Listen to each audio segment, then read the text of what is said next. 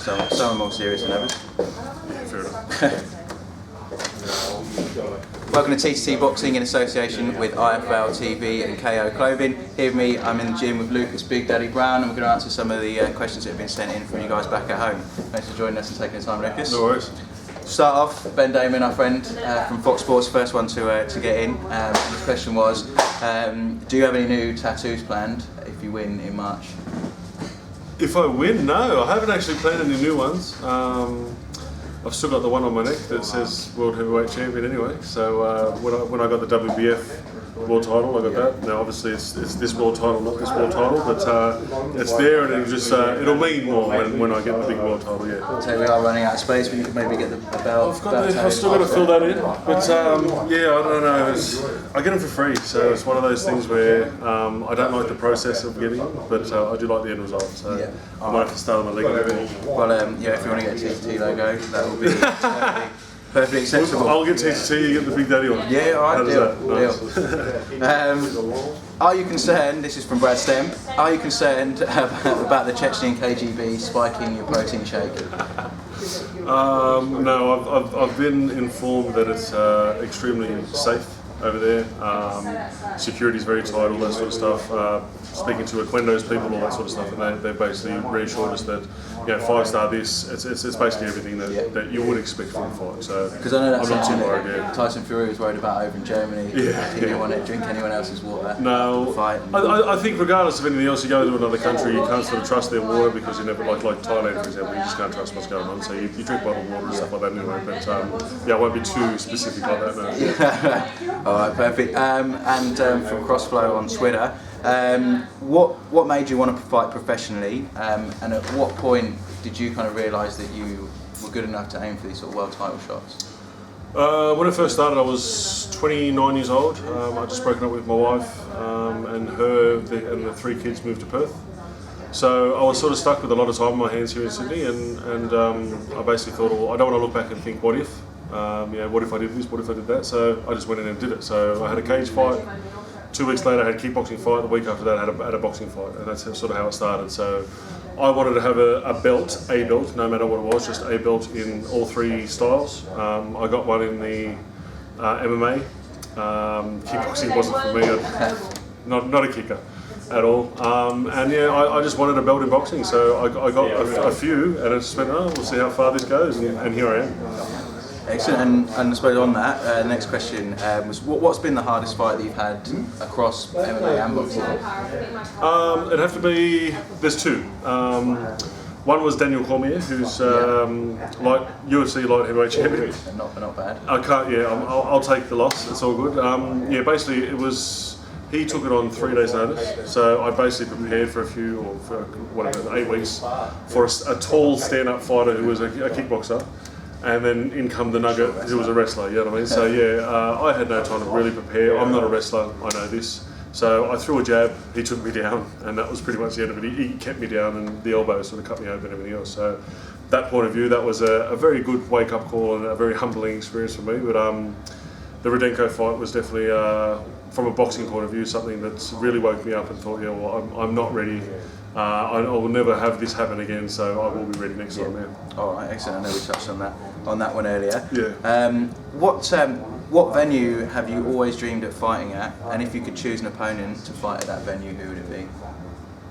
Nice. Good question. I like that question. Stephen Hancock. It's I'm a big basketball fan, so I've always looked at sort of the Madison Square Garden. Okay. You know what I mean? So. Just thinking of pure Americans, I was thinking Wilder. I'd love to knock Wilder out in America at the Garden. That'd be awesome, yeah. We've had a few Aussies out there recently. Daniel Gill fought at the Garden a couple of times. That's right, yeah. No, I'd love that. If not Vegas. Vegas is the other one that's obviously the pinnacle of boxing and everything else, or fighting in general with MMA and stuff. So, yeah, Vegas is another good one, but definitely the Square Garden. Awesome. we were talking about this earlier. What does your diet look like when you're training? And is there anything that you really miss that you're not allowed to have? Well, I'm on a very strict diet. It's a bigger breakfast, a bigger sort of 10:30 meal, and then 3 other smaller meals during the day. It's all through gas nutrition at the moment with me, so it's just nice and lean. If it's not sweet potato, it's broccoli and greens and stuff like that, with nice lean meats. So it's all portioned and everything else, which is great. Thank you, gas nutrition. Good plug. But I do get 2 cheat meals a week. So a Wednesday evening meal and I make it a Saturday. It's either Saturday or Sunday, so I make it a Saturday evening meal. So I just go straight to Macca's every time. Two times a week, McDonald's, same meal. I love the shit. Yeah. So after Macca's Day, another good plug. Send Lucas some free McDonald's vouchers. Not a bad cheat food to have. So that's happening today, is it? It is indeed. Yes. So we're keeping you from that. We'll go for as quickly as I can. That's right. What in your opinion are the top 5 heavyweights in the world right now? To be honest, I've never thought to actually list them out, but obviously you'd have to say still Klitschko, Fury, Wilder because he's there and he's got the titles, so no matter what. Povetkin would have to be up there.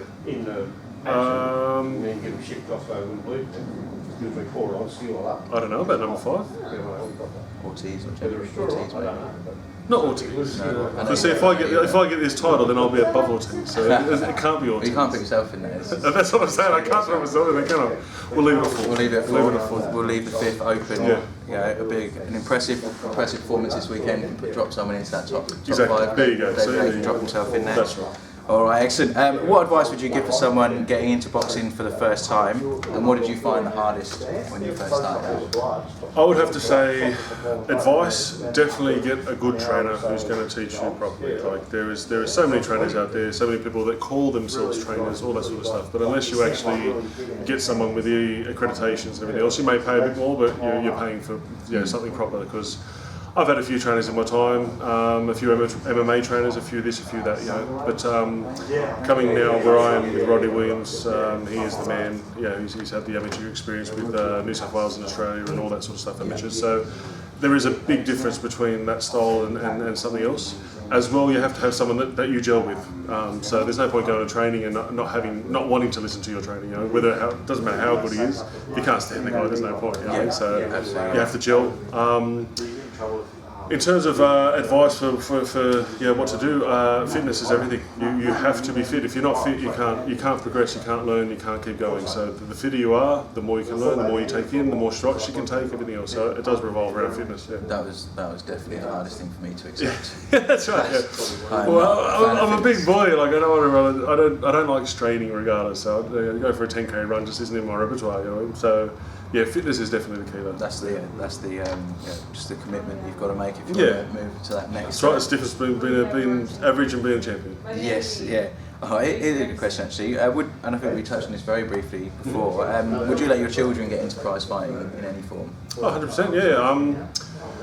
They have to want to do it. They have to love it. There's no way in hell I would push them into it in terms of fighting. I would push them into the training side of things because I think it's great for fitness. It's great for self-confidence and all that sort of stuff. Just knowing you're walking down the street and you know that you can look after yourself or your family, brother, sister, girlfriend, whatever it may be. So I think it's 100% something that you should get involved in regardless. But it's definitely your choice and you'd have to love it to go into the actual fighting side of things. Yeah. Excellent. There's a couple here that are quite similar actually, so I put them together. Are you worried about getting a fair go from the judges over in Chechnya? And the next question was, will you try and knock Chagaev out so you're not leaving it in the hands of the judges? Regardless of anything else, I don't think it's a good decision to go out looking for a decision. I'm going into someone else's backyard, all that sort of stuff, and he is the champion. So regardless of what happens, I have to convincingly win to be able to take the belt off him anyway. If it's a very close fight, it's going to him no matter what. And I think that's just fighting in general, and you have to accept that getting into it. So I personally would love to have a knockout or a stoppage or to have him not come out for the 10th round on his stool, something like that. You know what I mean? So. There's no argument as to he should have done this, should have done that. That was this. I beat him. End of story. So I think that's the best case scenario. All right, excellent. What do you use as your motivation when you don't want to go to the gym? daily basis.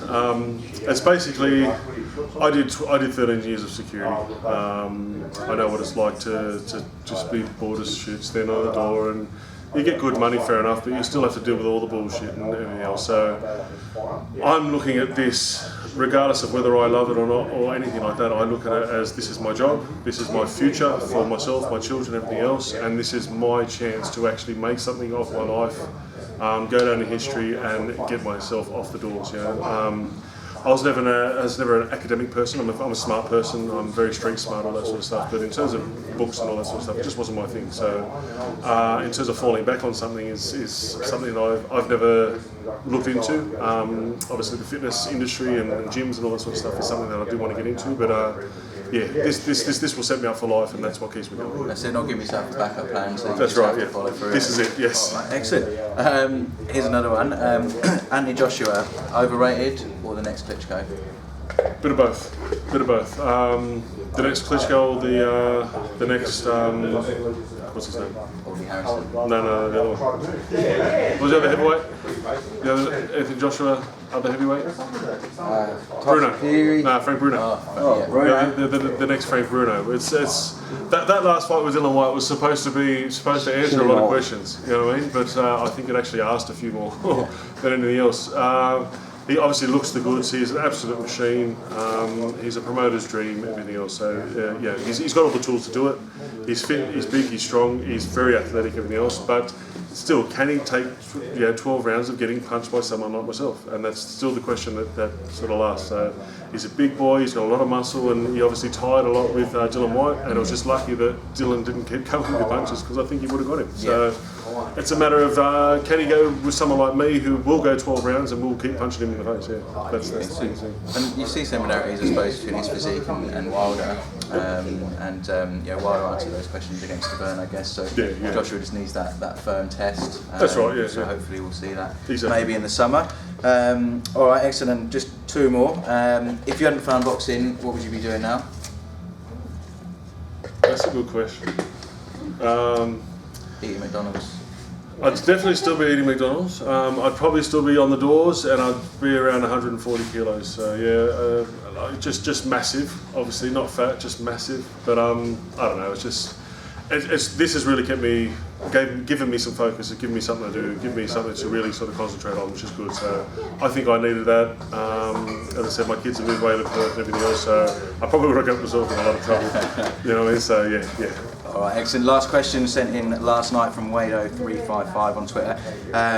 Will you try and take on a few mandatory defences, or will you focus more on the Fury and the Wilder path, or to the IPO path to get more belts? I think Oquendo has the next option. I don't know what the time frame is, something like 90 days or something like that. So as long as he's right by 90 days, whoever wins. That's something that I'd like to do. I'd like to defend it. Get the mandatory out of the way. Yeah, just do that. But at the same time, if something comes up, and I'm not going to say, oh no, I won't take $5 million to fight Tyson Fury because I want to defend this. You know what I mean? So it is an executive decision when it comes to it, and whatever the hell happens after that. You know what I mean? So I've got to win it first. That's all that really matters, and then we'll take it as it comes. All right. Excellent. Well, so time is it's getting closer and closer. We'll catch up with you in the next couple of weeks again. See how training's going. Once my fitness is back up, I'm going to jump in there. Get in there, no, by all means. All right, I have to go like 10%. All right, perfect. Well, look, wish you all the best. Thanks. Cheers, Lucas. Thank you very much. Thanks.